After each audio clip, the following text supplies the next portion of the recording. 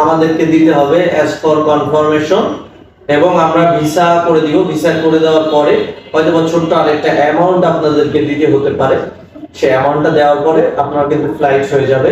Flight হয়ে যাওয়ার পরে আপনি অস্ট্রেলিয়াতে পৌঁছাবেন। অস্ট্রেলিয়াতে পৌঁছানোর পরে বাংলাদেশ থেকে কিন্তু আপনারা পেমেন্ট করার সুযোগ থাকছে। পেমেন্ট করতে পারবেন বাংলাদেশ থেকে অস্ট্রেলিয়া পৌঁছানোর পরে।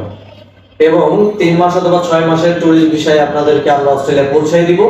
ওইখানে পৌঁছাই দেওয়ার পরে আপনাদেরকে ইমিগ্রেশন থেকে আরো 18 মাসের ভিসা আমরা করাই দিব। ওখানে যদি মনে করেন আপনাদের পরিচিত লোকজন আছে, আপনারা সেখানে চলে যেতে পারেন। এবং যদি মনে করেন যে কেউ নাই, কাজের ব্যবস্থা করে দিতে হবে, সেক্ষেত্রে আমরা কিন্তু আপনাদেরকে কাজের ব্যবস্থা করে দিতে পারবো। কথা ক্লিয়ার? আপনাদের যদি কোনো আরো প্রশ্ন থাকে অবশ্যই ফোন নাম্বার দেওয়া থাকবে, আমাদেরকে ফোন করতে পারেন, আমাদের সাথে যোগাযোগ করতে পারেন, সরাসরি অফিসে চলে আসেন, সরাসরি কথা হবে। আজকের ভিডিওটি এখানে শেষ করছি। আল্লাহ।